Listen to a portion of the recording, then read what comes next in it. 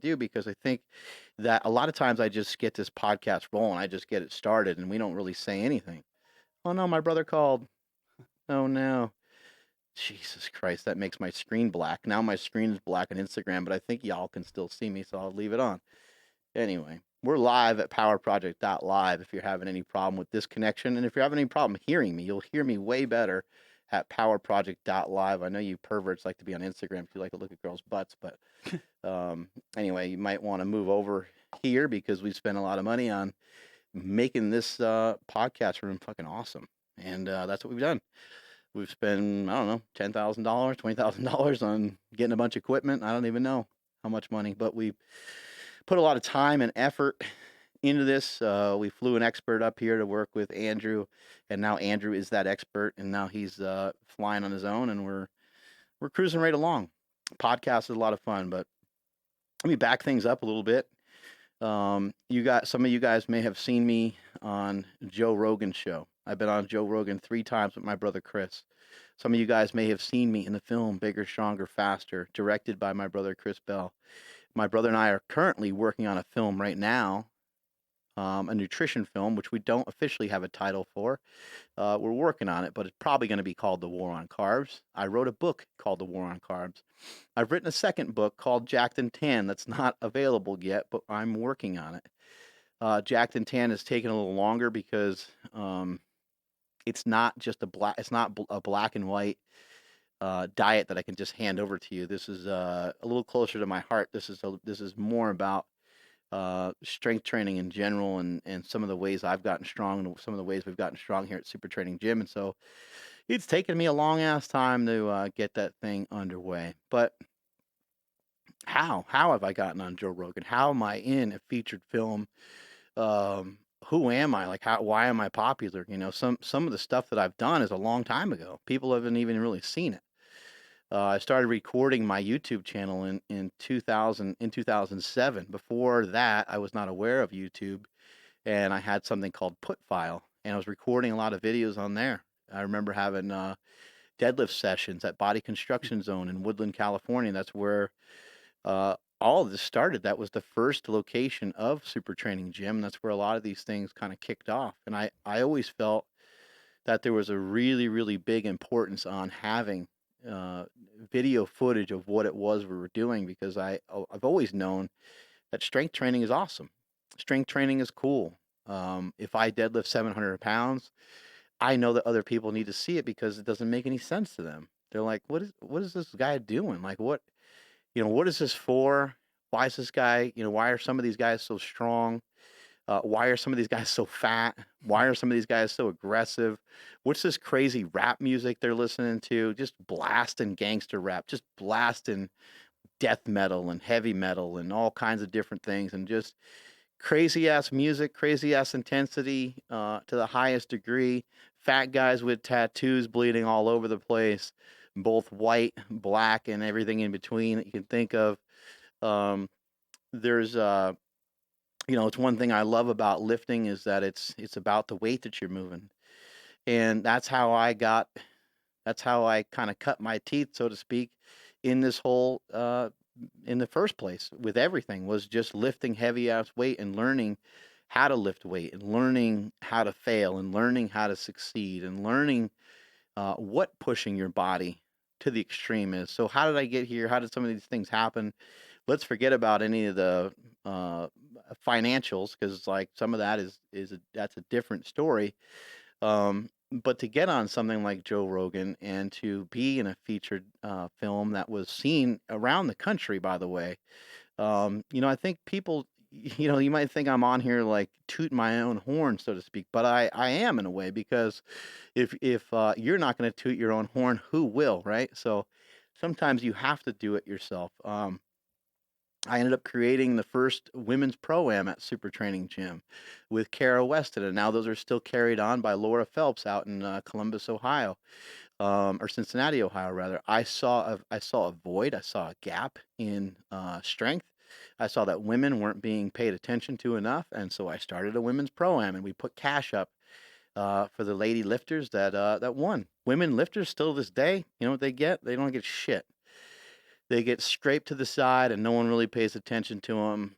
Many of the girls are playing into it themselves by sexualizing it too much, probably. Some of it's their fault. A lot of it is our fault. And I was hoping that at some point we would continue to get to a better place. And it seems like we're starting to head in that direction. There's more and more respect all the time for the females in the sport. And there's more respect for the weights that they're lifting and the weights they're moving. And now, actually, the women are starting to kick the men's asses because they're lifting such big ass weights and they're doing such phenomenal things. So back to the kind of question, like of who the fuck am I? A lot of people, a lot of newer people that are tuning into the Power Project for the first time might not know who I am or might not know the history. And a lot of times I just start this podcast out with saying, hey, here we are, and I was talking about a dick joke or whatever. But I kind of made a decision more recently where I'm going to give you guys a little wrap on who I am for this one. I'm going to talk about it kind of extensively, but in the future, it'll be a lot more condensed version. I'm Mark Bell. This is Super Training Gym, the strongest gym in the West. We've been around for about 12 years.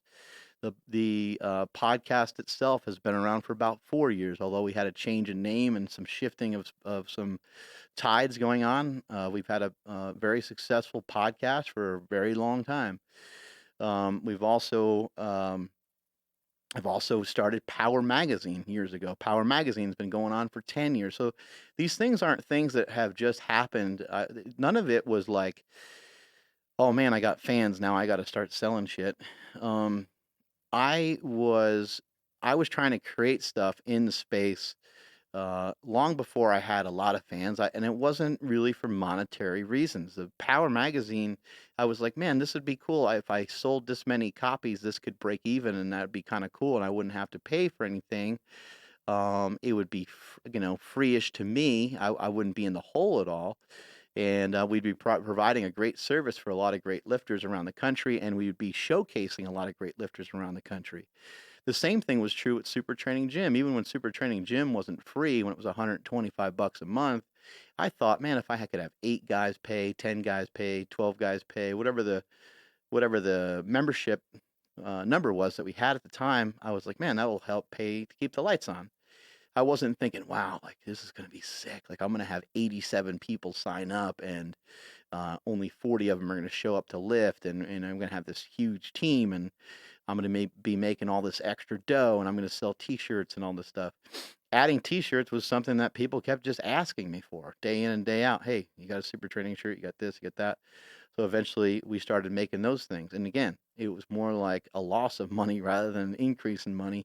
Although, yeah, of course, so we're going to figure out a way to mark it up so we can make some money off it so we can continue onward. Just a side note, all of this all the time is always about making money in some regard, because if you don't make money, then you won't have the financial freedom to ever get to where you want to get to. And the most important thing to me is to take everybody with me right now. That's what I'm doing. When we travel, we just traveled to Portland, Oregon, and we have a driver the whole time. On the way back, we all flew first class. It wasn't just me in first class. Like I want shit to be like that all the time for everybody. And I hope the next trip that we go on, we're not even in first class. I hope that we're on a fucking private jet, and I hope things continue to get better, because that's what I'm trying to do. I'm trying to provide for everybody that's in the company. And why am I doing that? That might sound like, you know, um, it might sound like, well, shit, man, like maybe you're overreaching, or maybe you're doing something. No, that not at all. What's going to happen is the whole company is going to work harder. Everyone's going to take stake and take pride.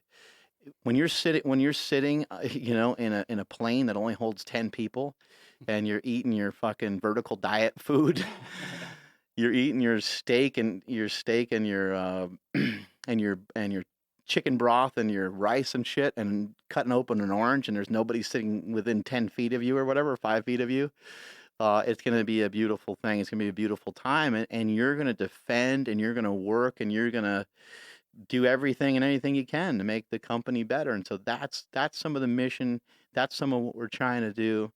A lot of those things have spilled over into other aspects of my life, and when it comes to training, when it comes to lifting, I have always been somebody that wanted to share more with people. I've always been somebody that thought that I was put on this very earth to make the world a better place to lift. And that is how I end up on Joe Rogan. That is how I end up doing stuff with Tim Ferriss. That's how I was able to write a book. That's how these things are starting to unfold and these things are starting to happen. And we're not anywhere yet. You know, we're just getting rolling. Really, we're just getting started, and things are going to continue to get better. Things are going to continue to increase. A lot of it has been building relationships and communication and getting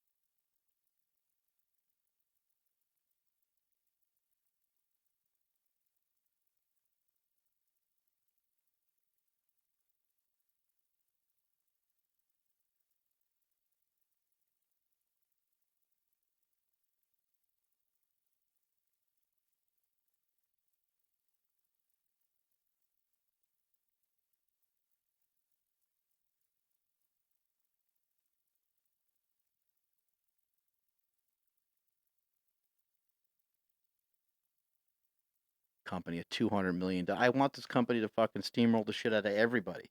We're back live. The goal and objective of Slingshot, the goal and objective of Super Training Gym, the goal and objective of making slingshots, knee sleeves, elbow sleeves, hip circles, compression cuffs, wrist wraps, all the different shit that we make. When we make something and we execute it the right way, I'd like to see a little flag pop up from our opponents.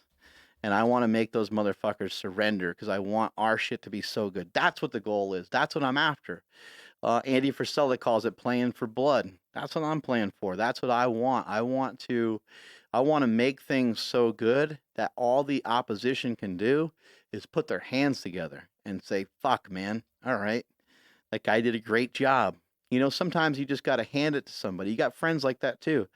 They beat you in something. They, you know, I don't know. Maybe you guys were chasing after the same chick and they ended up getting with her, right? What are you gonna do? Punch the guy in the face? I mean, it's easier to be like, hey, man, fuck, you know what? You got me, but maybe next time I can get you on something else, right? And you just give him a goddamn pat on the back. That's the goal. That's what I'm trying to do. Is I am trying to make our products so much better that it's far and above and beyond. And wait till you see some of the stuff that's coming out next. Some of the stuff that's coming out next is really nice. A really nice way to tell everybody else to go fuck themselves, because that's what I'm into. That's what I'm trying to do. I'm trying to make things better all the time. And the way that we're going to kick the shit out of people here at Slingshot and at Super Training Gym is through our technology.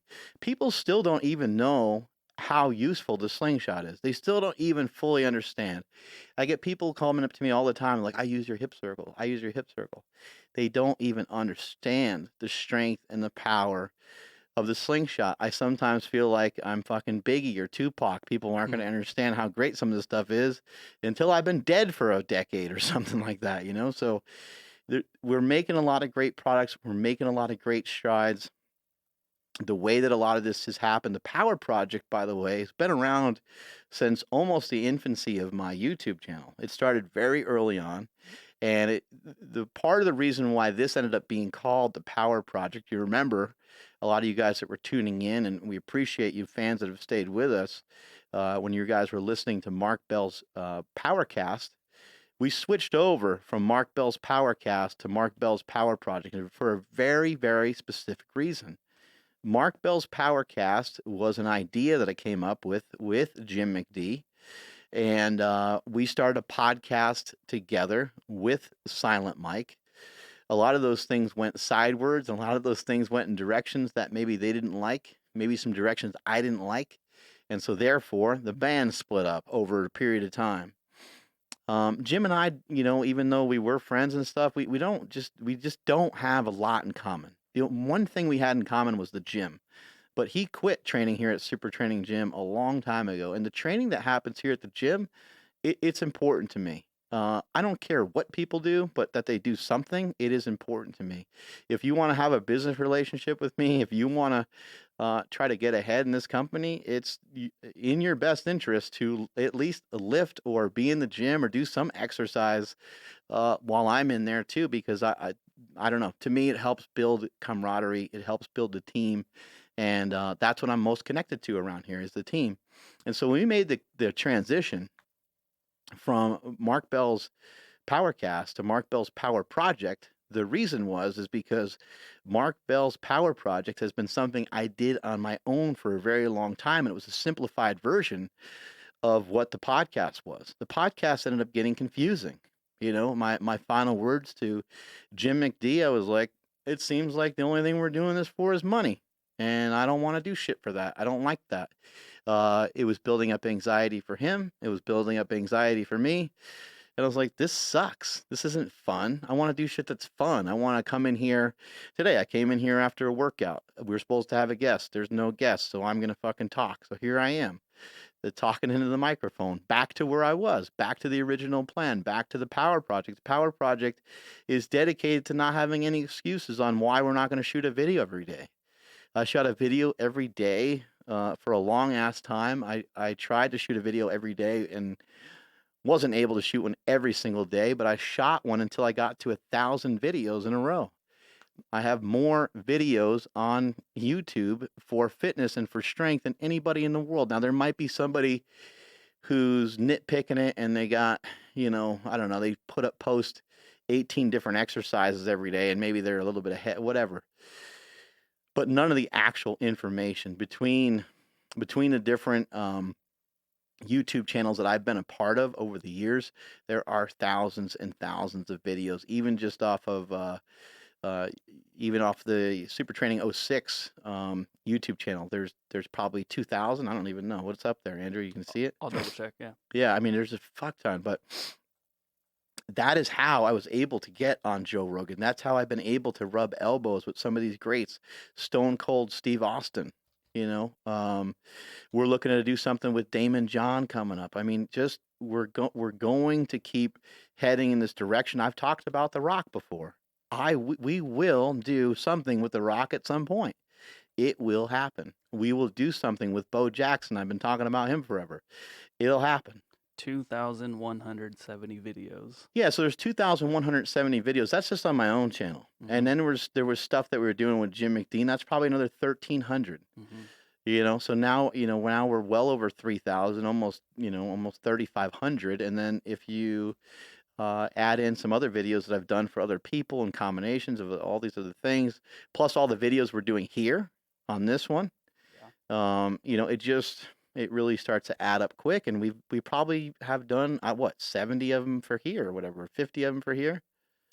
I'll double check again. Yeah, I mean it's hard to keep. How many are on this thing? So I mean on the iTunes side, that's the one where I can keep track of. We're at like 40 something. Yeah, well there you go. And I mean, but yeah, like we're doing them live, so it's just shooting from the hip. Yeah, we're cranking through them, man. We're cranking through them, and I'll have somebody say, like people will hit me up and they're like, hey, can I get your contact for, and I'm like, fuck, man, like, no, you can't, because even if I was in communication with somebody for 2 weeks or something, right, to get somebody's contact info, or even if I was trying to work on something for 2 months to get a contact information, that's not a legit, reading of how long it actually took. It took me several years. It's taken me decades. I've been doing this stuff for decades. When we had people recently come into the gym and we did a seminar and I got the microphone, I got a chance to talk, I was like, man, like people don't have any clue on how hard it used to be for me to talk in front of people. Now, people are probably like, oh, boo-hoo, Mark Bell, you're rich. What do you fucking care about? Whatever. Man, I'm just saying that I haven't always been well off, and I did have periods of time where things were a real struggle. I really, really did struggle, not only with personal speaking, but with communicating with other people. Period. I still have a hard time. A lot of times I just leave places. I don't like saying bye. I don't like saying hi. I like just kind of going. Um, I see you. I don't fucking care. I just want to go. I want to kind of do what I want to do so that I can get into it and I can get the result I want, and then I can help other people. If I am too worried about saying hi and bye and all that shit, it's just it's kind of annoying to me. But it was very, very difficult for me to get in front of people and talk. And so how do you overcome some of these barriers? Let's say that you don't want to go to a gym. Let's say you feel too weak, so you don't want to go to the local powerlifting gym. How do you overcome that? The only way to overcome that is to go, well, there's more than one way to overcome it, but in my opinion, one of the best ways to do it is to just go the complete opposite way. Go the complete opposite direction. Go if you are currently, running and you know that you need to lift, right? Then you just go the exact opposite way. If you're running every day, say, you know what? I'm going to the biggest, baddest powerlifting gym tomorrow. I'm going to dedicate myself to some of the things that they do in that gym. And you do want to have a realistic approach, because if you say that you're going to do it every day, you probably won't do it every day, right? But tell yourself, I'm going to go in there. I'm going to work with these guys. I'm going to be kind. I'm going to pretend to be halfway intelligent. I'm going to stay out of their way. I'm going to help them whatever way I can. And in turn, it'll help me. I'm doing the same thing with running. We ran with Cameron Haynes. I think it was it yesterday? Uh, two days ago. Was it 2 days ago? Yeah. Yeah. It took me a minute, not because I'm not Was it paying yesterday? attention. Yeah. Yesterday. No, yeah, we woke up. Yeah. Yesterday was traveling day, so the day previous to that, yeah. Right. And so what I'm trying to do is run almost every day. Like, I didn't run yesterday. Yesterday was a good travel day. Mm-hmm. We got in tons of walking. We walked around the airports a bunch. Yeah. I would say we probably got in, I don't know, 30, 40 minutes of walking. Yeah. We just kept kind of cruising. Yeah. And when it comes to something like running for me, I'm going to be kind of scared and intimidated to get into running. But when I came here to the gym today, I was like, okay, I can't run far. I suck at it. I need to stop using the word can't. So I'll just say I don't run very well, and I'm not used to it. I don't run great at the moment. And so I thought to myself, you know what? I'll just do 2 laps around the building, which is not very far. But it was something that I knew I could obtain. And I'll just do 2 laps around the building before and after the training session. We even threw in some running during one of the circuits. And so it basically, the whole point is I'm going to be doing a lot more running than I was before. And I figured for now, just to keep momentum, why not try to run almost every day? So on Monday, I'm going to run with my wife. We're going to Lake Berryessa, which has all these trails and all these different things. So I'm going to go up there and I'm going to run with her for the day. We're just going to go and we'll have a good time. And for me, running a hill is a lot better than running on flat surface. I'm a big boy still. I'm still around 240 pounds, and so that's a lot of force on your body, and it's going to be a lot of force on my body going uphill. But because you move slower, in some ways, a little safer, and it's going to be safer for my shins and my calves, and it's going to be safer for everything. So I'm looking forward to it. But then I'll be in here on Tuesday. When I'm in here on Tuesday, that's another training session. I'll run around the building twice before the workout. I'll run around the building twice after the workout. Maybe on some of my walks, maybe some of those walks will turn into some runs. Hopefully, I don't get the runs. But those are just some of the things that I'm incorporating and implementing, and those are some of the things that I did with my public speaking. Is how am I going to get better at it? You can't get better at it by not doing anything about it. You can't get better at it by sitting on your couch. You can't get better at it by saying you're going to do it someday or you're going to do it tomorrow. Can you get better about it by reading it out of a book?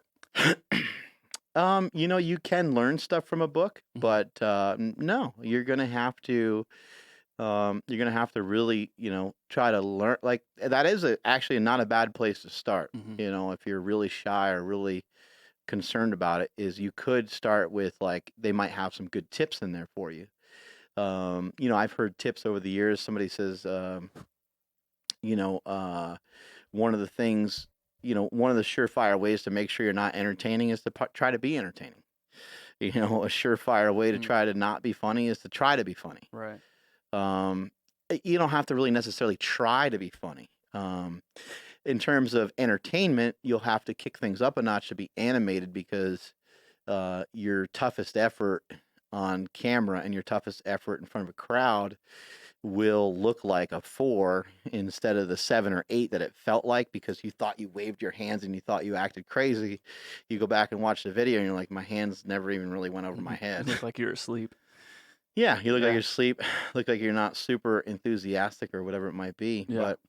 But we had to talk in school and we had to talk, in front of the class, and I did go to college. I tried to go to college. It didn't go so well. But anytime I had to talk in front of people, it sucked. It was hard. I mean, I was trembling. I didn't know what to say. I could barely talk. My voice was all broken up.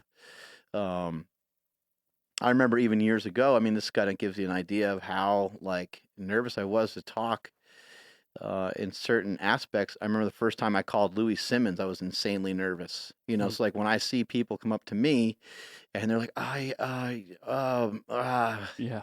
I'm like, it's okay, man. I know. Okay, you want to get a picture, right? Okay, cool. Mm, All right, let's flex our arm. All right, man. Hey, good to meet you.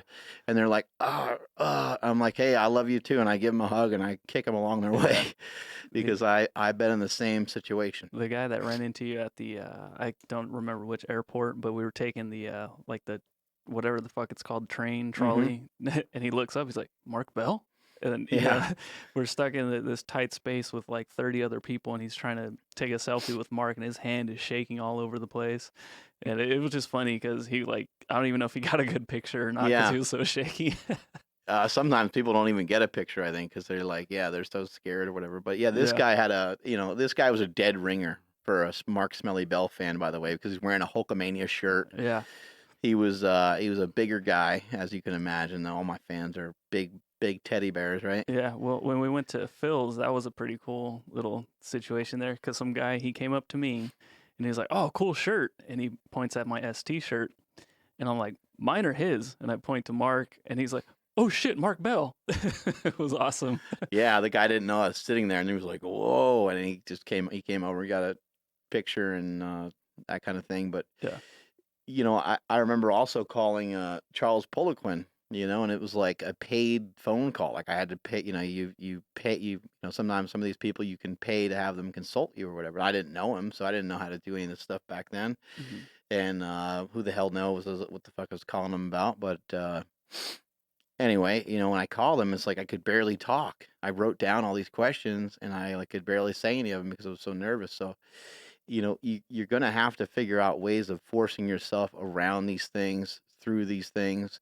And when we had the seminar here, I felt very comfortable with the microphone. I didn't have anything, quote unquote, prepared to say. But obviously, I thought a lot about some of the direction I wanted to go in. And, I've learned over the years, the more things that I have to remember, the more things that I'll forget. So if I sit up there and try to have some sort of recited speech, it doesn't work very well. I also learned that it's frustrating to, kind of listen to somebody who's like reading or reciting something. It just doesn't have the same feel for it. If it's flat out informative, that's kind of different. If somebody's like, hey, you got to have 2.2 times your kilograms and carbohydrates post work, and they rattle something off, that's kind of different because that's something that um, you're going to actually learn, and this is different. But when you speak from the heart, you're talking more about things in general. And I usually share with people, if I'm going to teach you how to lift, I first need to teach you how to live. And I feel it's part of my responsibility. And again, going back to some of these things that have happened here at Slingshot, like having Jay Cutler come here, having, Ed Cohn at our fingertips, the greatest powerlifter of all time, being friends with Stan Efferding. And people will say, oh man, it must be so great because you got all these people are they're right there. Charles Glass. Anytime we see, how happy is that guy? Yeah, at like 4 in the morning. Yeah, Just every like time smiling. every time I see Charles Glass, he's so pumped, and he's so pumped to see the progression. He's so pumped to see my transformation with my body. He's so pumped to see the things that the business have done. Yeah. No animosity, none of that bullshit. He's Mm-hmm. just like, he probably doesn't even know half of what's going on, and that's the way people should be. Is that you should be so focused and honed in on being positive and so honed in on your own shit that you're just trying to always get better. Charles Glass has no idea how many products we sell or don't sell, or Mm-hmm. he doesn't know a post that we made, because he's not tied up in it. Yeah. What was his response when you were like, "Hey, can we film you for a video?" Knowing that it was going on our channel, not really necessarily to promote him directly, Right. but what did he say? I don't remember exactly what it said, but I Yeah. remember he's like, "Yeah, Yeah. okay." Yeah. And so when I talked to him after, he was like, "Yeah, I just moved. I told my 4 a.m. client that you have to come in at 7 now." And he moved his shit around for, to film that video with us. Yeah. And it was pretty funny. I kind of got on like, okay, so you're telling everybody what they got to do, what they got to eat, whatnot. I was like, when do you eat? And he kind of starts laughing. He's like, some of my clients understand that I'll need an hour break in between, client 1 to client 2. He's like, so I can sprint out of here, go eat, and then come back and keep training, because he does it all day long, like Yeah, literally, like sun up to sundown. He's there. he's a beast. Yeah. And so, back to kind of the what I was talking about with public speaking, and back to what I was talking about, going against the grain and going the exact opposite direction sometimes. Um, you're trying to just find the road less traveled. When we were running with Cameron Haynes, he said, "Oh, this path, used to be great. It used to be kind of all dirt and it was all jacked up, and I kind of liked that better." And he goes, "Sometimes I'll just go off the trail and run because." The grass is all or it's just grass and dirt, and there's no concrete and rock and so on. It's not all set up to run. It's not set up pretty. And I said, that's because you like the road less traveled. Literally, he wants to make it like he's actually making his own path. Yeah. And the only way, if you're ever gonna feel the best in your life, is when you have that ability. When you have that ability to say, this direction I'm going in is no longer the direction I want to continue in. I'm going to go in a complete different direction now. It doesn't mean that what you're doing currently is bad. It just means that what you're going to go to next is going to be different. So it's not always about good and bad. Maybe you're super skinny, maybe you're super thin, and you've lost a lot of weight and you feel great and you are a marathon runner. But now you're like, you know what? I want to change things up. I want to do something differently. It'd be cool to see if I could bench press my damn body weight, or the other way around. You're fat and you want to lose weight, and you start to walk and run and do all these things. None of it's necessarily all negative all the time. It's just where you were at that point, and now you're changing directions. For me, the answer was unconventional. The answer was going into professional wrestling, and ended up basically, getting a crash course on how you do this stuff and how you get up in front of people and cut a wrestling promo. They'll say, they'll say, Smelly, you're wrestling Filipino Thunder, here at Super Training Gym, July 4th, and go. And they'll say, you got 30 seconds. And, they might give you some other instruction on, what they want, but then you just have to figure out, okay, what do I say? And so to everything that you're ever doing, though, there's always a story involved. There's always something to tell. Even within that, I can very simply pause for half a second and say, I could say, oh my God, I just got word that on July 4th, I'm going against Filipino Thunder. Smelly versus Filipino Thunder. It sounds like a damn monster movie. What's this going to turn into be? What's the meaning of this? I don't want to have to fight Filipino Thunder. He's my friend. And also, I don't want to have to fight Filipino Thunder because I know how strong he is. The guy squats over 800 pounds. But one thing he's going to have to understand is that under no circumstances am I going to ever quit. So on July 4th, when I meet Filipino Thunder here at Super Training Gym, you bet I'm going to do what I always do, and that's bring the pain and leave a stain. I'm Smelly, and I'm sticking to it. Dude, I just bought the pay-per-view. Yeah, there you go. See? So obviously, like, I wouldn't say it like that. I'd say it a lot harder and a lot more. But like, if so back to, how this pertains to talking in front of an audience. If you are if you're somebody that wants to get into some of this, if you're somebody that wants to speak, even just to your Instagram, now that's totally different. That's a much more cowardly way to speak, and it's a much easier way to speak. It's the cheap road, but it is a form of communication, and it is a way for you to get started. And what you can do, first of all, the most important thing to recognize is that not every video that you shoot needs to be posted. So how many takes can you do? As many as it takes. As many as you want. need. As many as you want. You can do as many as it takes. You can do as many as needed, right? You can do 40 of them if you want. Yeah. One thing when I'm taking photos or videos of somebody and they're like, I can tell that they're really nervous, like they're showing it, body language, everything. I'm like, look, nobody is ever gonna see you look bad. I'm like, all of these pictures that people see, all of them are gonna make you look good, and they're just like, oh, what a concept, like they don't really understand that, like, yeah, you don't, just because I take 1,000 doesn't mean that people are gonna see 1,000. They're gonna see like 2. Yeah, people that are listening to this that have an Instagram and that have sponsors and stuff like that. I mean, this stuff is really valuable. How you communicate, how you talk. What do people like to see? Do people like to see people pissed off? No, not generally. Mm-hmm. Like, I see stuff like that on Facebook and I fucking block people. When people, have shit on there, like with fighting and stuff, I can't stand it. I fucking won't watch it, so I'll not only will I not watch it, but I'll fucking block that person. Like, I don't want to see a 65-year-old man get punched by a fucking 15-year-old kid. Like, that's disgusting. I don't want to see that shit, Yeah. But you think about, what is it that people want to see when people are on Instagram? What are we looking at? I mean, besides girls' asses, there's really not much, is there? I mean, some motivation, but it's usually a quote next to a big butt. Big butts. Yeah. Yeah, we got a little bit off topic. What were we talking about? I don't know. We're talking about big butts, I think. We got stuck. Yeah. No. But quotes are a big thing. People like to see inspirational quotes. People like to be motivated and inspired by other people. They like to see emotion. They like to see somebody hyped up. Andy Frisella is a good example of that. Like, why are you going to watch something from Andy Frisella?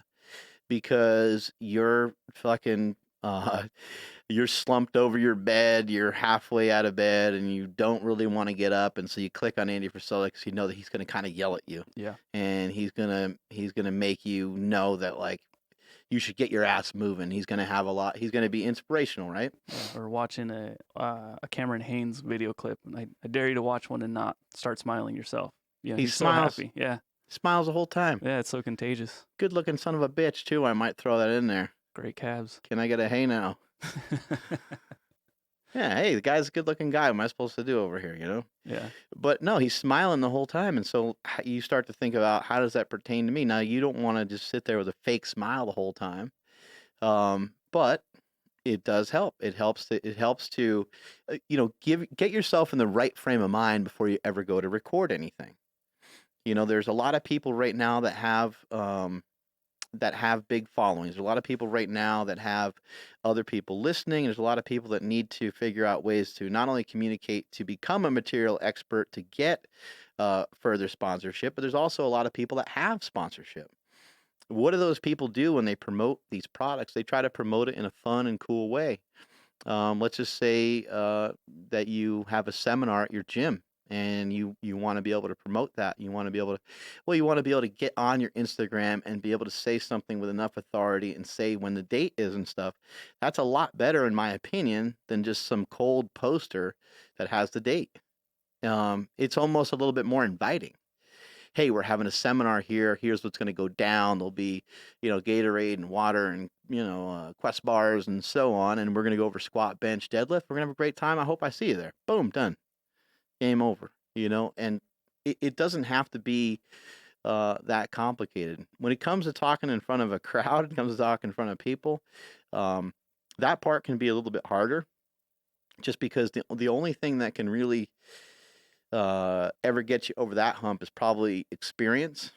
And again, for me, it kind of started in pro wrestling, is where I got my feet wet with all that, and I was able to kind of learn on the fly. But that was like in my opinion, is the hardest way to learn. So whenever you have the opportunity to do something the hardest, it's going to be the best. I heard a quote the other day from Sean White. Is that his name? The snowboarder, skateboarder, right? Yeah. Um, he said, do things that are hard so often that they're no longer hard anymore. When something's difficult, if you do it enough, it won't be that hard anymore because you've done it before. Whether it's you working on your taxes, or you doing your homework, or you learning how to hit a curveball, or you learning how to hit on a chick, or you learn, whatever it is, like the things it'll get easier, over a period of time. And it's something that has to be worked towards, and it takes a long time. When you're talking in front of people, though, it wouldn't be any different than, going back to that little promo that I cut. What information do I have, and what can I communicate to people? The information I had in the silly reference that I made was, I'm going to wrestle Filipino Thunder. What other information do I have? I know he's strong, right? Like, so I can utilize some of these things. If you're going to talk to people in front of a crowd, and you're going to talk to them about, let's say, deadlifts, you don't have to think about, oh man, there's all these people here. Like, what? Fuck, what do they expect me to say? I don't know what to. I don't know what to talk about. There's a lot of people here. What you can think about is, like, I'm gonna teach them what I know, the way that I would teach my mom how to deadlift, the way that I would teach my girlfriend how to deadlift, the way, whatever. And from there, you take whatever information that you have or know about a deadlift, and then you communicate that with people. And that's not that hard to do. It might be hard to, like, inspire people. It might be hard to motivate. But even when it comes to that, if you have a story to share, if you were somebody that came from nothing, or you have some story that needs to get out there, then that would be a great time to say, hey, I deadlifted 800 pounds, but I haven't always been this way. This is the way my life started out. I used to be 155 pounds. If you look at the way that Ed Cohn handled the seminar, he did a great job because he just talked about his own experiences. And that's ultimately what people are there for when they come to these things. When people are on your Instagram, that's part of the reason why they're there. They're there to hear about your own experiences. If you notice on Instagram, people don't like it that much when you have other pictures of other people on there. They really like it to be you over a period of time. Now, sometimes they might like a meme, or they might like some offshoot thing, but normally they're going to like something that's kind of more directly from you. I got to take a sip of water. And so as we were kicking this off, I was saying that, my buddy Danny Castillo was going to come in today, but we didn't have him pop in here. So I just hopped on here and just started rapping. But something I realized that my fucking brother's calling again. You should just text him and tell him to call the podcast, Andrew. I was gonna say he can call my phone and we'll put him on. Yeah, just text him. All right. Any goddamn way. What I was saying is, I think sometimes, people will, they don't always know exactly who I am. They don't know exactly know some of the history of some of this stuff. And a lot of the big lifts and some of those things are gone. They're things I did years ago. And so, therefore, out of sight, out of mind, people kind of forget, what those things are. But the ability to get on, the ability to rub elbows with some of these great people like Cam Haynes, hanging out with my boy Chris Duffin. Some of these things, obviously, we got social media, so you can just hit people up. But it's also about networking, and it's also about being kind to people, being good to people. Cam Haynes and anybody else that's ever been inside Super Training Gym, George Lockhart, for example. When he came in here, you're gonna get steamrolled by Team Slingshot right when you walk in the door. Hey, you want coffee? What do you want? Water? You want orange juice? You want orange? You want apple? You want steak? What do you need? Need something? Need someone to take you to lunch? You want a shirt? You want a hat? You want a slingshot? And a lot of those things have have led myself and my brother to great places. And the same thing with Joe Rogan. The way that we've gotten on the Joe Rogan show is we've been able to communicate with him. We've been able to help him. We've been able to talk to him about diet, and sometimes he'll share an opinion that's complete opposite of ours. And sometimes we share an opinion that's complete opposite of his. But we're able to communicate, and we're able to help each other, and we're able to be friends, and we're able to learn from each other. And those are like the same thing happened when I went to see Chris Duffin. I've known Chris Duffin forever. We've shared all kinds of information. I've helped him make and design some of the bars that he's made, and he's given his products out to me for feedback. I mean, we've been around for a long time. You know, I was at his gym probably 6 years ago or something like that, and We got Chris on the line. oh my God, I got my brother on the line. Hello, hello. Hey, What are you doing? what's up? You sound fat. Is everything okay? Just got done at the Mecca. I was training. I'm trying to get my headphones in. Can you hear me? Yeah, we got to talk about this 495 deadlift. What happened? The 495 trap bar deadlift. Well, I just, remember we were on Rogan, and I told him I had more in me. I had more in the tank. And so I felt like a loser. So I did 405 for 5. But I knew I could do 500, so I wanted to just try it the next week. So I tried it, and I did it. But, 495, not 500. But I also realized I think I could have got a couple reps out of that. Yeah, normally once you do one rep, you can usually do more, but no reason to fuck yourself up. How do you feel now? Today I feel amazing. I feel great. It's kind of crazy that a lot of people at the gym saw it, and people get really excited about it. I think, if I was just a normal person, deadlifting 500, it's no big deal. But when you get your hips replaced, I think people just expect it to be over. And I did the same thing. I just packed it in. He's known me forever. I packed it in. I said my lifting career is over. It's done with. And but after learning about nutrition and diet and feeling a lot better, it's far from over. I can still lift. I can still train, not as heavy as I used to. But I like it, and it's fun, The sun's still shining. Is that what you're saying? The sun is still shining, and it ain't over.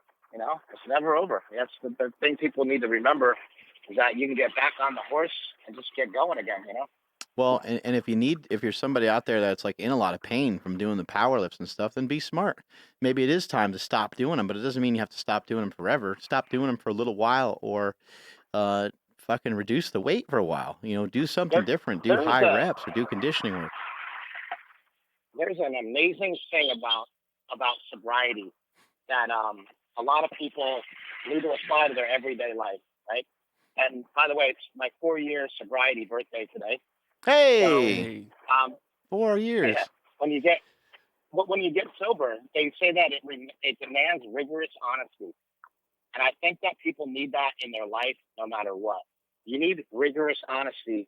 Are you in great shape, or are you fat? You have to be honest. Are you did you do enough to deserve that piece of cake, or did you not? Those kind of things it's really important. I've had to do that with you. And I've had to do that with you forever. You'd always be like, "Oh, I can't, and it's like, yeah. Well, it's like, no, you can. You're choosing not to. You can. I understand there's fake hips going on and there's other things going on, but also back to what you said in the beginning about people wouldn't care if you're a regular person, but it's a lot of it's because you have fake hip. It's not because you have fake hips. It's actually what it is it's just that people it's just that people care about you. That's really the more the thing. Obviously, like you have a hurdle, right? You have an extra hurdle in there. But everyone's got something, and then people know that you've overcame drugs and alcohol and some other things too. So that kind of adds to it. But it's really nothing more than people just knowing you and knowing who you are and knowing what you're about, because it matters a lot on who does the lift. Take Bradley Martin, for example. He's got a shitload of fans. If Bradley Martin just did a 405 deadlift or something, people will erupt, even though he's stronger than that. But he'll have millions of likes and millions of people complimenting him on it, and they'll be all excited. But a lot of times it's just on who does it and how that person makes them feel. So for you, especially at Gold's Gym, like people there love you. You're the mayor of Venice. Yeah, I think that, that might have something to do with it, but I feel like, I don't know. I hope so. I hope that people care. I mean, I think that we care a lot more about people than a lot of people know. I mean, you and I both are really far out of our way to make sure that everybody that needs help gets it. I'm constantly helping people with their diet and their training, and like everything I do is just out of the pure enjoyment I get out of like seeing people succeed and seeing people do well. And a lot of times people are so enamored with their own success, or they're so interested in their own success that they forget to lift up other people. And that's really important that you lift up other people, yeah, because we see so many people you can walk around. So many people at Gold's Gym. I mean, so many people in You know life, what? period. But Gold's Gym's a great example of that. There's a bunch of bags of shit there. Listen, there's about 30 girls on Instagram that have over 100,000 followers. They're at Gold's. I don't know one of them. You know why I don't know one of them? Because not one of them ever took the time to say, like, hey, here's somebody in the fitness industry. Maybe I should say hi to them. Like, they don't say hi to anybody. They don't talk to anybody. Nobody knows anybody. Everything's like, everybody's too cool for school and too cool for each other. And everything's got to get, posted and hashtagged and this and that. And everybody's so concerned with themselves, they forget about the person next to them. And I'm actually more concerned about the person next to me because I don't think I'm that big of a deal. So I think that's the difference. Like, I'm always trying to figure out how I can help somebody get better, even if it's at my own expense, just because that's where I find joy. You got your blood work done recently. What's been the results of that? My blood work came back pretty good. Everybody seemed to be pretty happy with it, pretty satisfied with it. So my C-reactive protein, as you know, on both last blood tests, it was up around 9, which is pretty much deadly, like fatal. And then it dropped down to 6. And I still have no idea why it was up that high. There's reasons why it could be. But since I was feeling good, I decided not to, go right to the doctor and say, oh, I'm going to have a cardiac event or something. So I just waited it out to see if I changed some things, if my blood work would clear up. And I didn't really change anything. It was actually at the time when I went on the carnivore diet when it started to drop. And so now it's down to like a normal range. So 4 months on the carnivore diet, my C-reactive protein came down to a normal range. And then everything else, the only thing that's sort of high is my LDL cholesterol is up around 300. And people get all like whacked out, they get all crazy about that. But what Dr. Baker and a couple other doctors that I spoke to actually explained to me, what's really important is your HDL compared to your triglycerides, and they should be at about a 1-to-1 ratio, and mine's exactly a 1-to-1 ratio. So my triglycerides and my HDL cholesterol are both 77, and that's ideal. They think that's more important than what my LDL was or whatever like that. So I'm not too concerned about that being high. It's the only thing on the blood work at all that was really out of whack. Besides, my thyroid was running a little bit low, and there's some stance that I could do to fix that. So I'm going to work on that. Come on, what are you going to do to fix that? Is that just cranberry juice? Yeah, iodine or whatever. I was going to ask you. I was going to see if you knew the answer. Yeah, that's exactly it. Yeah, iodine can help. The cranberry juice can help. You already have salt in the diet, so that'll help. But then also maybe just 4 ounces. Yeah, 4 ounces of cranberry juice twice a day. Mm-hmm. And it's got to be real, pure cranberry juice. Oh. For people out there that don't know where to get it, you can get it on Amazon. But they also have it at Whole Foods. The company that Stan recommends actually sells it right at the Whole Foods. You can also just buy an iodine supplement, which might be easier than, because like some people might not like cranberry juice or they might not want the calories from it. And you can just buy iodine supplement. Yeah, the pure cranberry juice, that's pretty hard to take. You got to chase it down with something. Actually, no, the pure cranberry juice, the best way to drink the pure cranberry juice, you guys got to know the secrets, man.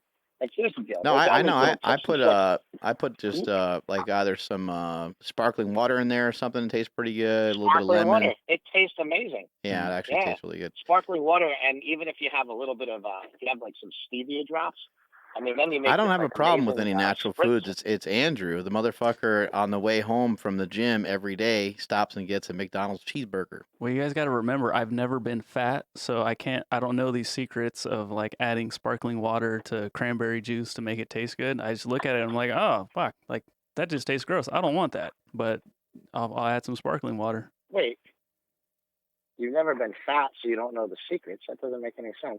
Yeah, All well, secrets. yeah, Well, he's never been fat, so he's just had disregard for his health, and he just shits himself all day. all day. Oh, dude, in You Portland, just that was eat so whatever bad. tastes. You eat whatever tastes good. Basically, that was the diet, the original diet. Yeah, I think so. Yeah, you know, like I always say Been that doing that was somewhat better. that would be actually. You know, I used to say that would be really easy to just eat whatever you want, but it's really not because I did it for a year. Right before I did keto, I would eat whatever I wanted, and I just felt awful all the time. It was actually kind of hard. You know, I wasn't trying to get fat or anything. I was just doing it because I was burnt out on. I had been doing keto, and I got burnt out on it, so I stopped doing it and just decided to eat whatever I wanted for a while, and it actually got to be kind of difficult What you eat now? because I kept saying like, oh. Well, what am I eating right now? I have No, actually just a like bag in in my hand. like in general. Like, what's your plan look like? Like, eat a certain amount of carbs a day or anything like that, or you eating fruit, or what are you doing? Yeah, so my plan right now is usually like about two steaks a day, maybe some burgers and a steak. I think putting red meat at the center of the diet is a really interesting way to go because it has the most nutrients. Besides liver, I do take some liver caps. So I take some liver caps and I eat beef, you know, and then around that at night, sometimes I usually get I get like the munchies at night kind of. So I want something that's like sweet. So I'll cut up an apple, and I'll put some peanut butter on that, or some other kind of nut butter like the keto butter, and I'll have like an apple or maybe two apples sometimes. Like it doesn't usually seem to matter. I like those little cuties, those little are they called halos from Costco? Those little oranges. Mm-hmm. No, I eat some of those, but mainly it's mainly like any sort of meat, and then like the side like residual things. It's either a protein shake. Mark Sisson actually sent me a whole case of Primal Primal Kitchen, like everything that they make. And so he sent me this amazing. I'm going to look at it right now. It's called Primal Fuel, vanilla coconut Primal Fuel. It's like really good protein powder. Mm. So I use that. I use your Keto Pro, which is probably the best tasting protein powder. But Sisson's got a vanilla one that's really good too. Mm. So I use the vanilla one of that. I use your chocolate Keto Pro. So there's like, but mainly it's meat, protein, and then but I switched from carnivore into a diet of like it's sort of whatever I want. I just know what the foods are now. And you outlined it so simply in one Instagram post. To me, that's the diet. Like that's what it is. So your Instagram post said, 12 foods. Okay, guys, a lot of people say that keto doesn't work. Try bacon, butter, cream, coffee, steak, and a couple other things, avocados, coconut, blah, blah. Like there's you listed 12 things, I think, right? Yeah. So that's the diet.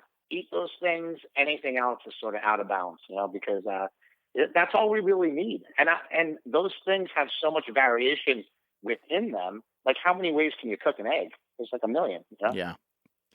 You know, I think like where I'm in disagreement sometimes with Dr. Baker is just like I don't think there's a lot of great reasons. I understand like his push for meat, you know, primarily just meat. But I don't really think there's reasons to completely avoid everything else, such as fruit, such as vegetables. Um, Well, you, I don't think he sees any reason specifically either, necessarily. Like yeah. he's like because he's pretty open minded about it. Like as His much as I message talk though to is Dr. not great. Like Baker, his message on Instagram is like I always think he goes a little too far. You know, he's not very. He should, in sure. my opinion, it'd be great if he was just like a little bit more inviting. You know, hey, fuck it. You want to have some vegetables, you should, but eat more meat. You know. Yeah. And so it could turn people off, but everybody has like their own style of stuff. And I think also like with so many hard edge vegans, like hardcore people being vegans and getting all upset, that like maybe we do need a guy that eats all meat and gets upset just like them. You know, maybe Right. he's good for the community, and Yeah. in that way, like we do have a guy that'll go just as hard at them as they come at us. You know, and like maybe that's Yeah. okay. He did say like you'll And find your Dr. own rhythm and you'll Baker, find your own foods, kind of.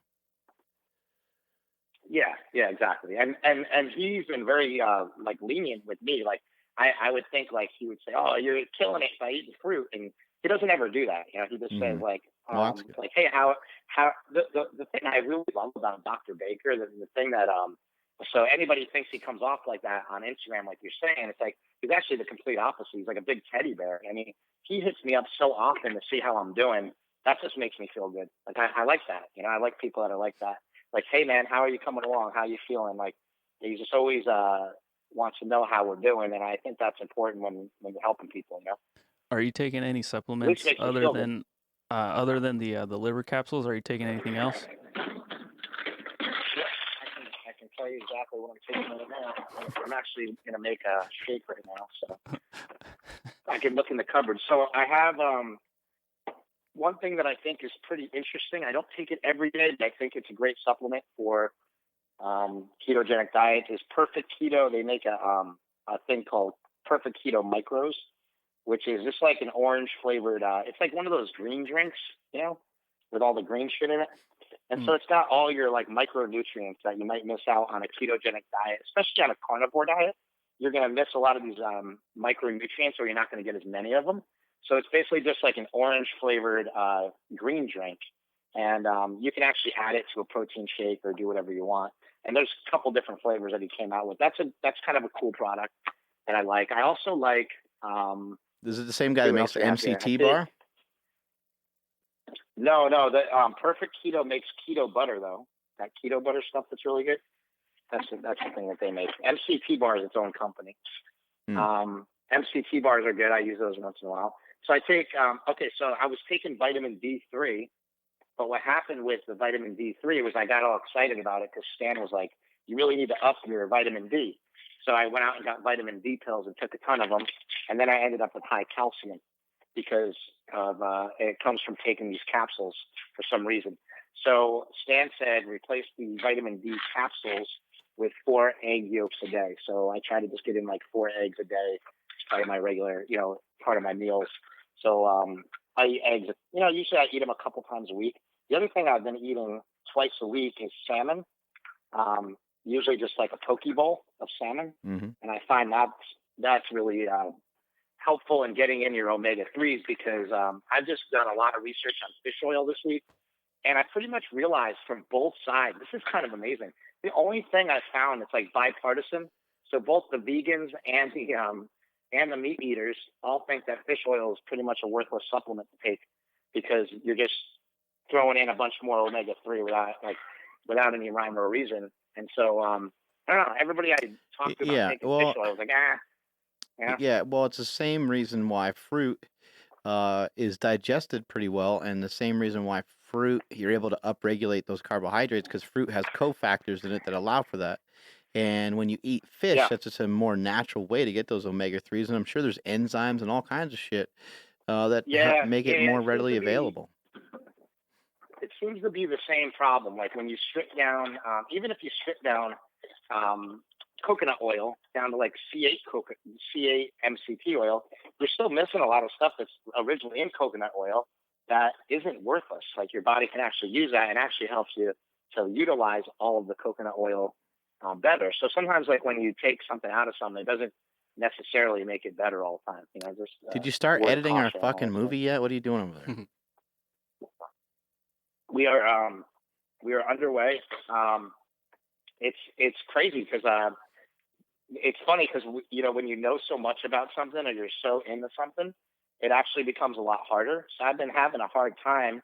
I'll see you tomorrow, by the way. I'll be up there tomorrow, and we can talk about it some more. But yeah, I think once we get started, it'll be like we actually did get started. But once we get rolling a little bit more, it'll be a lot easier. But just sort of in the beginning now, getting started is like, how do we approach this story? This thing is a monster, and there's so many nuances to it, and there's so many things like you start to learn that like you can't just go out and say whatever you want, because a lot of people's health are hanging in the balance.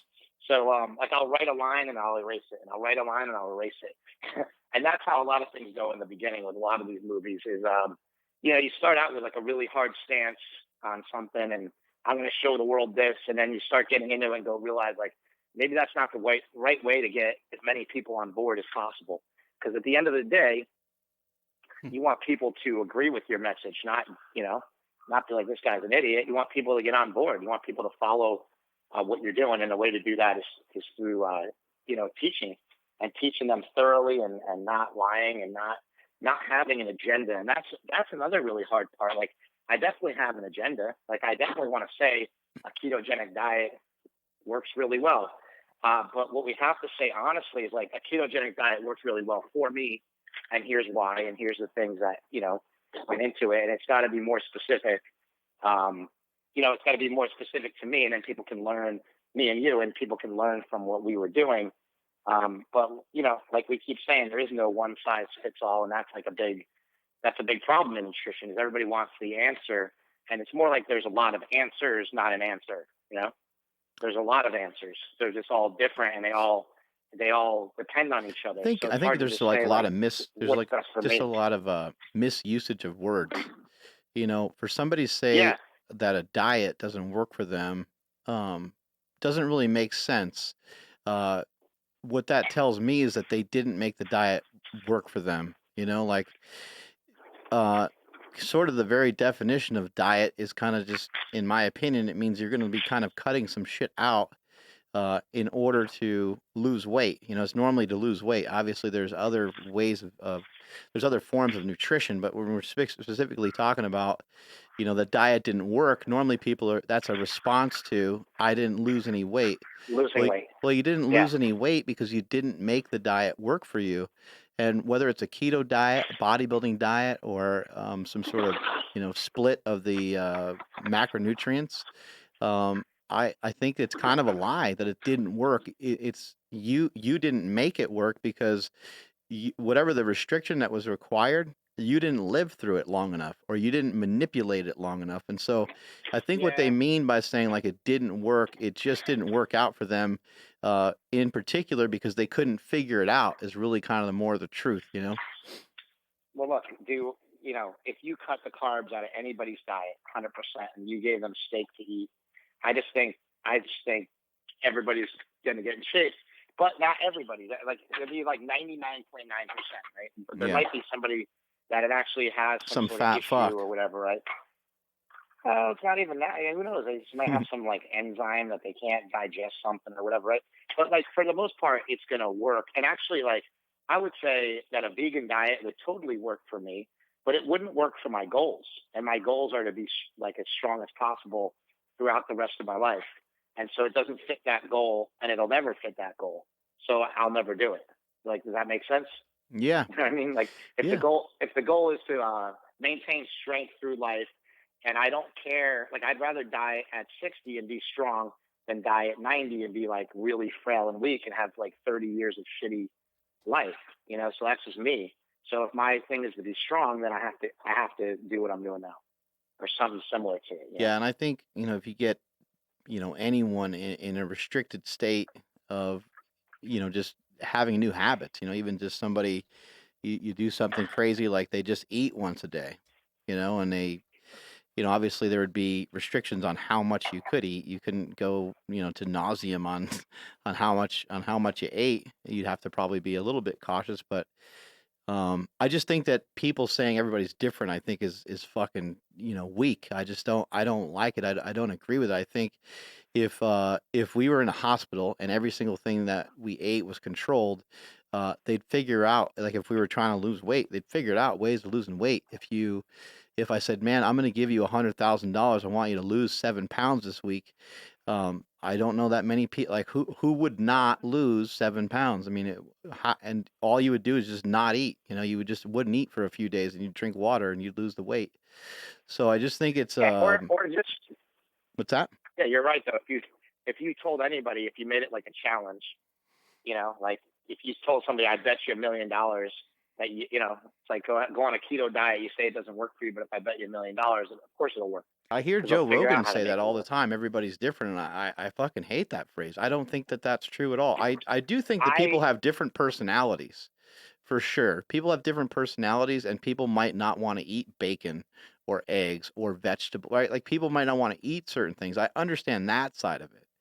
But from a physical, that's what they're talking about. yeah, okay, That's from what a they're talking physical about. standpoint, They no. Like, if we all eat 500 well, calories, we'll all lose weight. and that's something that should be cleared up. I think that's what people mean is that like it doesn't work for everybody because not everybody wants to do that, right? And also like not everybody has the same goal. But I think you're right in a way. Like there is so much shit that works for everybody.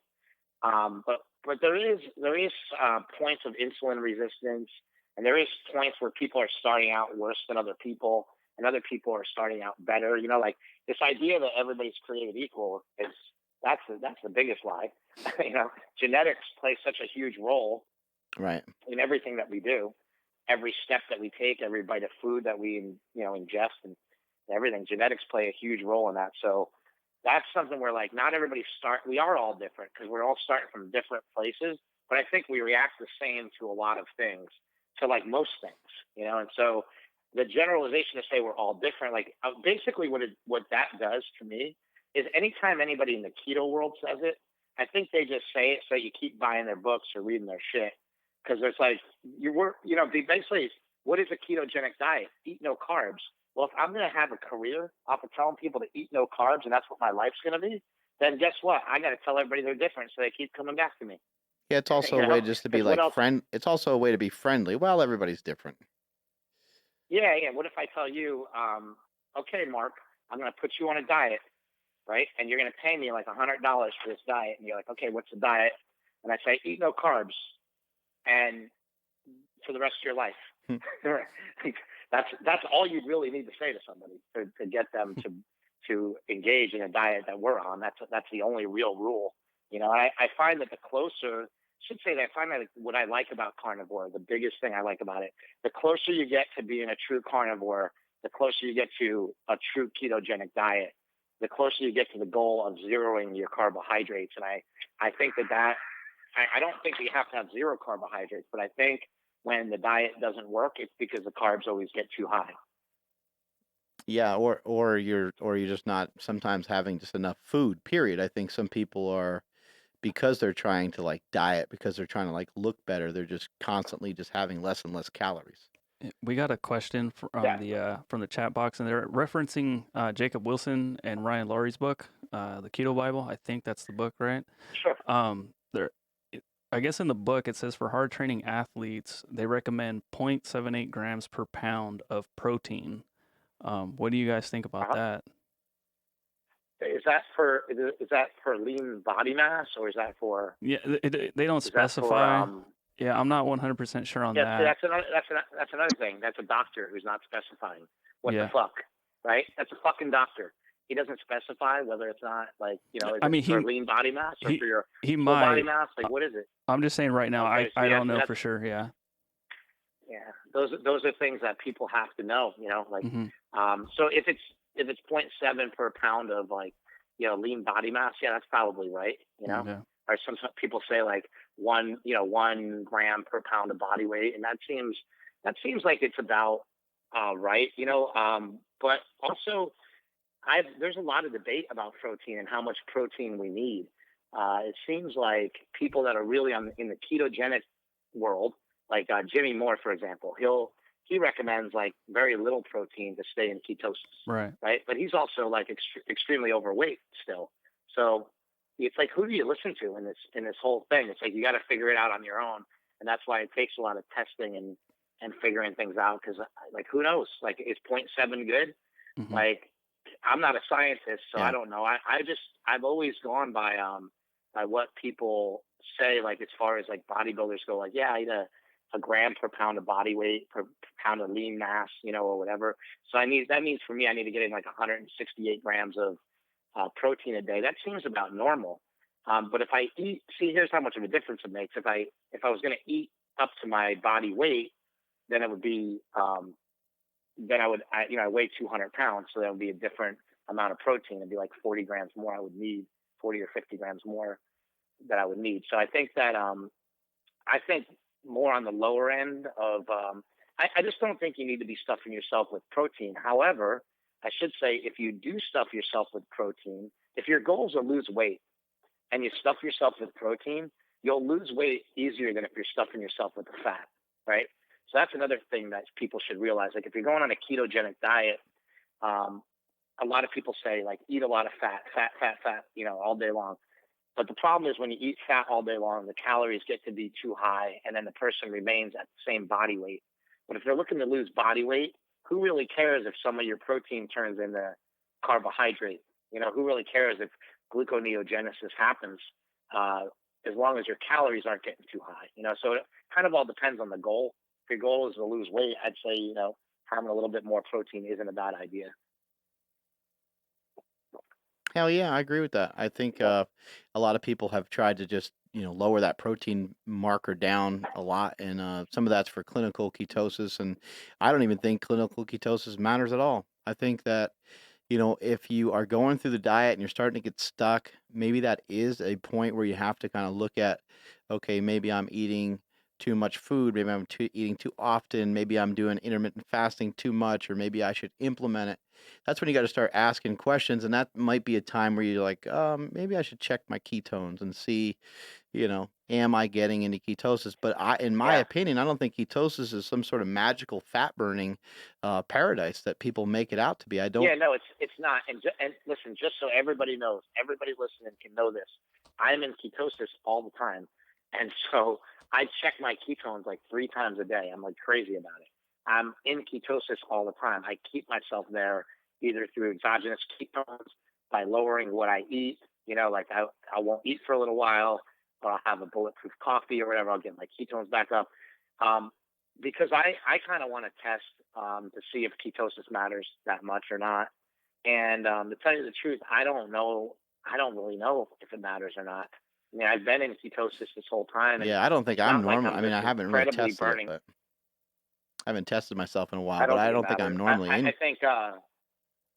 I think it matters to be on the brink of ketosis, Right. like to be on that, low blood glucose, Right. and the ability to make ketones if you really needed to, and that way, your body's sort of like in that metabolic flexibility window that Mark Sisson talked about. And Mark Sisson is 60 something years old and he's still competing in ultimate frisbee. I was just listening to him on a podcast and he was just talking about outplaying all these 20-year-olds, and I'm just like, man, this guy's a maniac.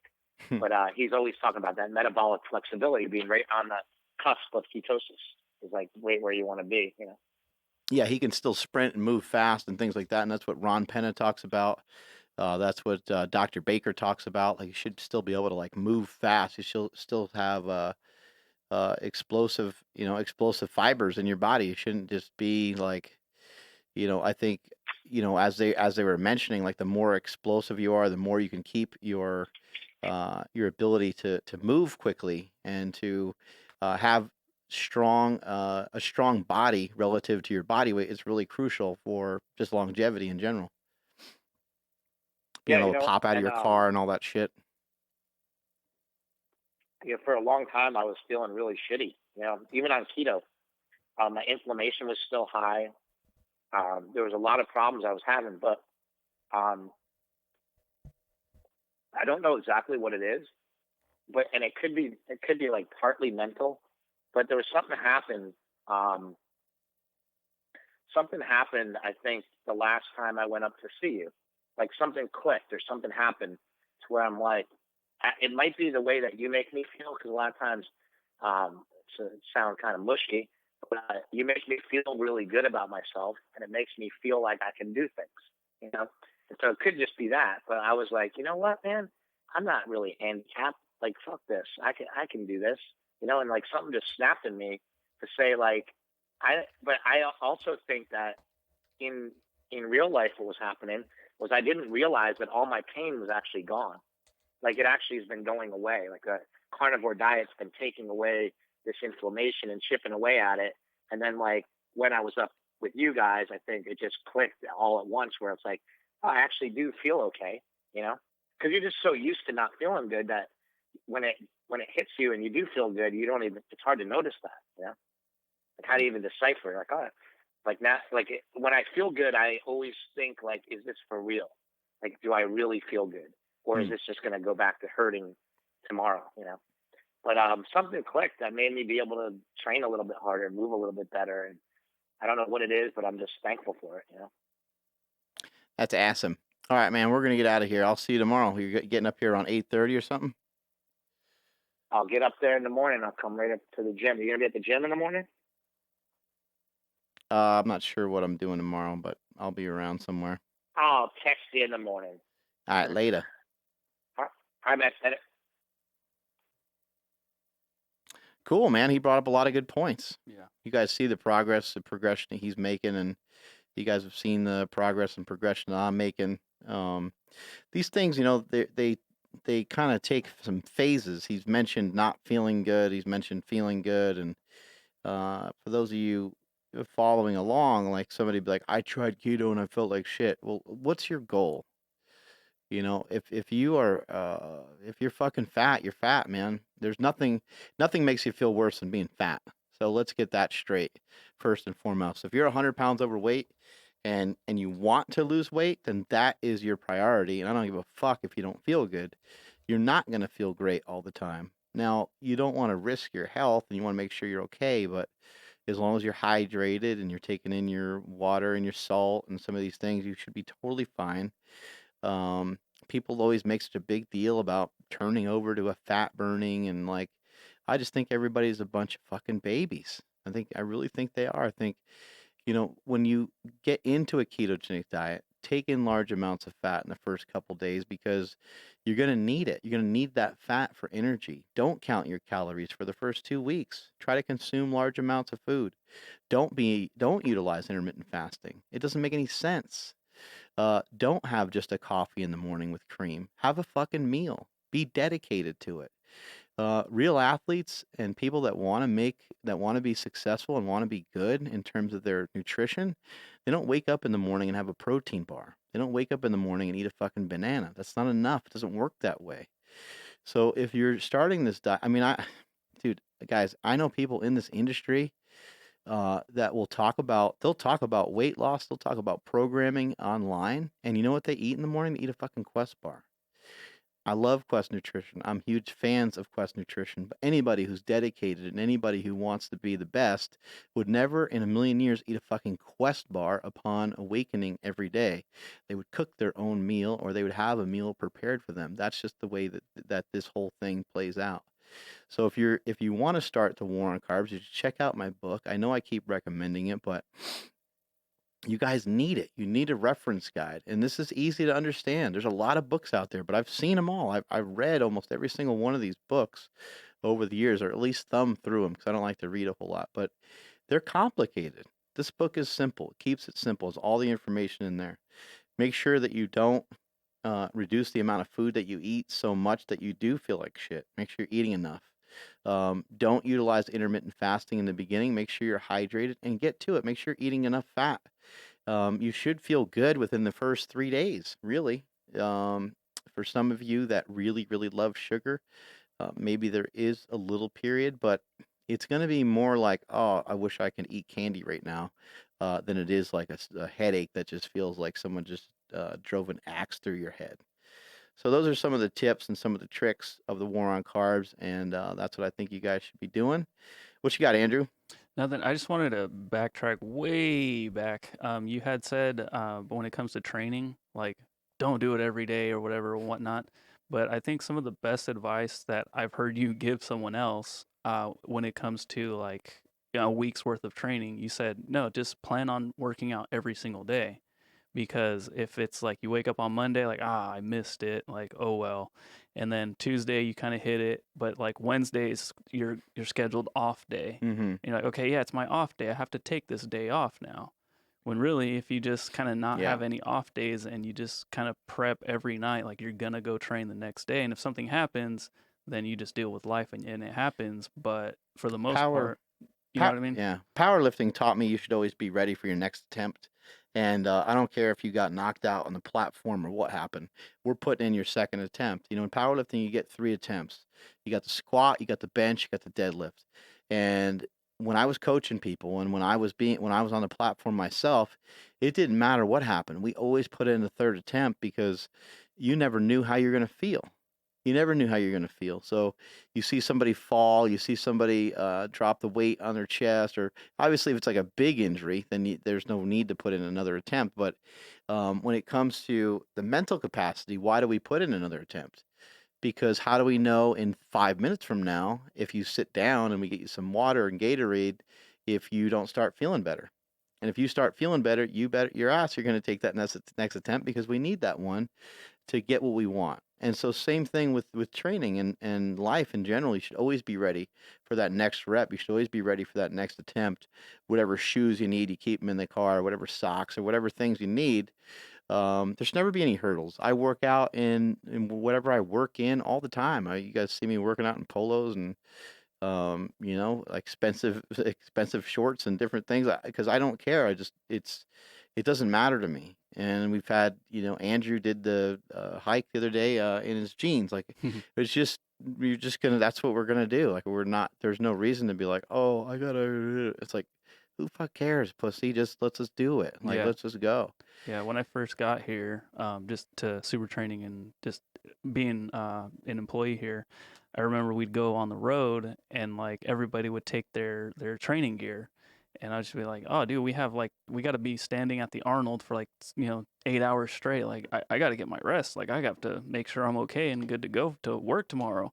And then now it's like everywhere we go, we find a gym, we get moving around, and it's awesome. Like just from the mental standpoint for me, just to know like you're not gonna die if you train right now. Like it's been a lot of fun.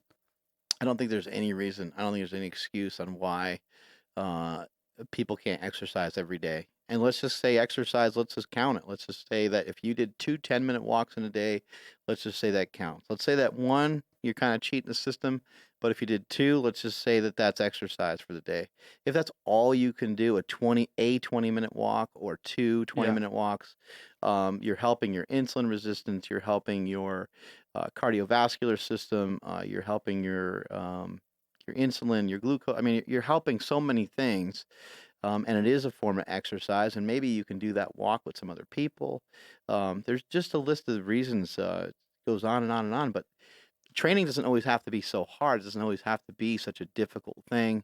It doesn't have to involve 10 squats. And if you're somebody out there that listens to this show and you're trying to find a rhythm, well, don't work your way out of that rhythm. And what I mean by work your way out of that rhythm, don't do some crazy training program that's going to make you sore for 3 weeks. Yeah. Just work hard enough to get a stimulus. When you're in the gym, you're there to stimulate, not annihilate. As soon as you leave the gym, that's when we work on recovery. That's when we work on growth. And I think that, people have this mindset of, oh man, okay, summer's coming up. I'm going to start doing these double days, and I'm going to work out twice a day, and war on carbs. I'm all in. I'm going to go, I might get in ketosis. yeah, I'm going to use intermittent fasting. And you know what? You're full of shit. You're not going to do any of it, because you're going to try to go in so hard, you're just going to fall flat on your face. You didn't give yourself an opportunity to even get. And also, by the way, getting on a diet takes a lot of preparation. So if it's Sunday like it is today, and you're talking about being on a diet tomorrow, my guess is that you're not going to be on that diet tomorrow, because where's your shopping? Where's your food? What do you have to rely on? Where is it? Did you buy it already? Like, if you went and bought it already, maybe you have me wrong.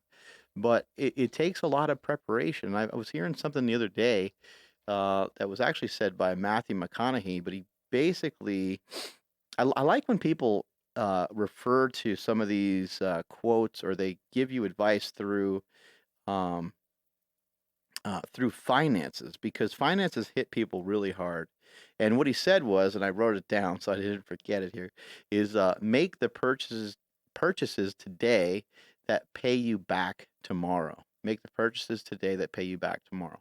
And you start to think about how's that related to life. Well, okay, every night before you go to bed, or I'm sorry, every morning when you wake up, you're getting ready for work, and you look at your significant other and go, "Where are my socks?" She's like, "How the fuck do I know?" Were you there this morning? Yeah.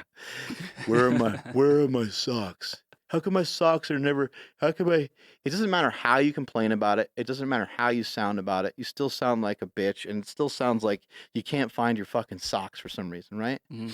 So how do we figure out a way to solve some of this problem, right? Uh there's a couple different ways.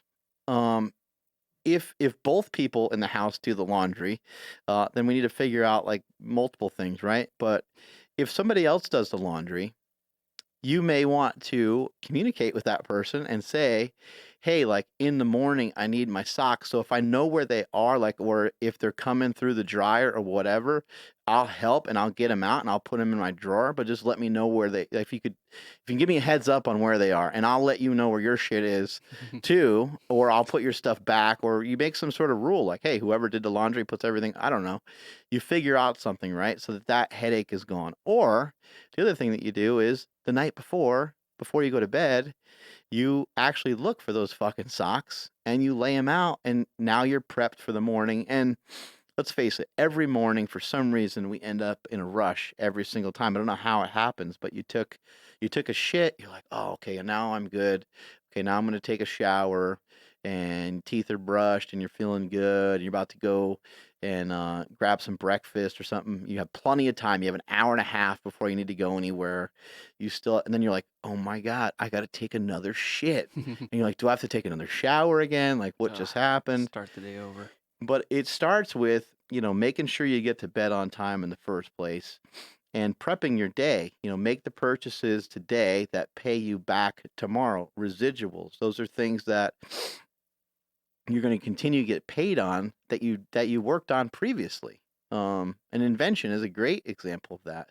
Something I worked on a very long time ago. I got paid over the last 8 years for, 9 years for. It's fucking ridiculous. It's an unbelievable feeling what something like that is. But you can make up time the next day if you're prepared. What if there's other things that happen like that? Your shoes, your keys, your how do we mitigate some of this stuff? Well, you put your keys in the same spot all the time. You put your wallet in the same spot all the time. Um, you do things to ensure success. You you want to eat before you train on the weekends, but you woke up at 8, and now you're like, oh, I don't know if I should I eat. Should I eat fat? Should I train fasted? Or wake up at 7, the night before, get to bed on time, prepare. When it's 5 p.m. on Sunday and you're talking about getting up for a training session on Monday, that's when you should be eyeballing that clock. And you're like, okay, I got time for a movie, and then I got to go to bed because it's going to be 7. And maybe I'll have a protein shake, go to, and when I go to bed, I'll lay out my socks first and my undies and whatever else I need for tomorrow, and I'll be ready to go. Set the timer on the coffee machine. Yep. Little And things here and there. yeah, and then the next thing you know, people are just shaking their head and they're like, I don't understand how that guy, what is, fuck, how's that guy figuring it out? And I'm not, how is he ahead? Not really, he's not really ahead. It's not, and he definitely doesn't have any more time than you know? If anything else, a lot of times people have the same time, same amount of time, or even sometimes they're occupied with other things and they maybe have even less time, but they're able to be more productive, which is makes you even more pissed off. But Yeah. I think you can be a lot more efficient with what you're doing, uh, simply by, planning ahead. And same thing when you get into the gym, people are like, man, I don't want to, I don't got time to work out for an hour and a half. Well, you shouldn't be working out for an hour and a half, probably. Here at Super Training, it's a little different because of the atmosphere that we have, and we fuck around, we help each other and stuff. So you're probably going to be in there for 90 minutes at Super Training, but it's just kind of the way it is. But if you have things planned out, if you have 4 or 5 exercises planned out, that'll take you 45 minutes. You'll be done. Yeah, I think just like the term like exercise or training, like for people who are not doing it on a consistent basis, they hear that word and they get like anxiety or they get nervous because their first thought is like, "Fuck, I gotta go to an aerobics class. I gotta go lift weights with all these gym bros and stuff. But I think like the way you put it is like go on a 10-minute walk. That's your exercise. You don't have to be Yeah. sore for the next 4 days. A lot of people have some weights in their garage. Yeah. Some people have weights in their like living room. Do I don't know, do 3 sets of bicep curls and 3 sets of tricep extensions and 3 sets of lateral raises, and boom, you did shoulders, biceps, and triceps, and you're Yeah. done. Yeah. And you did something. Now, if you're sitting there scratching your head 2 years from now, wondering why you haven't gotten results from that, is maybe you haven't pushed it hard enough. Mhm. It doesn't make sense to do the same thing over and over again. You have to increase intensity and reps and stuff. Right. But chances are you're probably going to weigh the same, which some people think like if I weighed this much weight next year, like, oh, that's a failure. It's like, no, that's a fucking win. It's a huge win compared to what's happening with America now, where everyone just continues to get fatter and fatter all the time. Yeah. Yeah, but I really like the way you put it, because there's people that I know that like I want to get them into this gym or just moving in general, but everybody has that thought ingrained in their head that like, oh, or even if they do get motivated to work out, we'll do some training at home or something, and then they'll get moving around and they'll do just simply too much, and then the next day they're just like, oh, like I can't do that anymore, like I don't have enough time, right? No one has enough time. But yeah, the first, if you come into super training gym and you're like, man, I don't know what's going on. Just get on the turf, man, and start moving around some of those sleds. yeah. Anyone can do it. You move it forward, move it backwards. You rest however long you need. No one cares. No one's going to be watching you. To kind of end this whole thing, we'll end it with a Cameron Haynes quote. I really like the quote that he says, "No one cares. Work harder." Mhm. And that's really what it comes down to is no one cares, work harder. Make sure you're getting that work in. No one really is that concerned with you or your workout or what you're doing. No one's looking at you weird or thinking like, man, what the fuck's that guy doing? Hey, why is that guy only got 5-pound dumbbells? What's he doing? Like, no one really cares. No. It's your own thing. It's your own goal. And hopefully those 5s turns into 10s and things like that. Hopefully over a period of time, you're able to make progress. Hopefully today's show was, hopefully you learned some shit today. I was trying to just explain a little bit in the beginning about, who and what I am. Obviously the people that tune in are fans, but I sometimes forget. I forget that I need to treat the audience a little bit as if they're new and kind of refresh people and let people know what's up.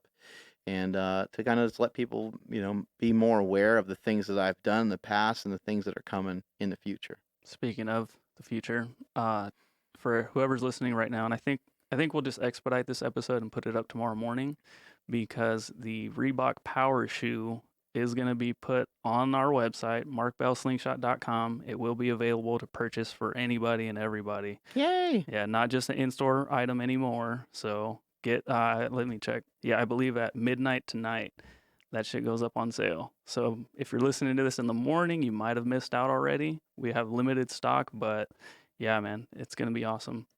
Is it midnight? Now I gotta check my email. I might have messed that up. Afternoon. Oh, my bad. That's what PM means. I think so.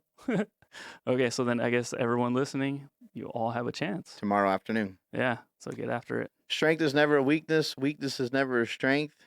Catch you guys later.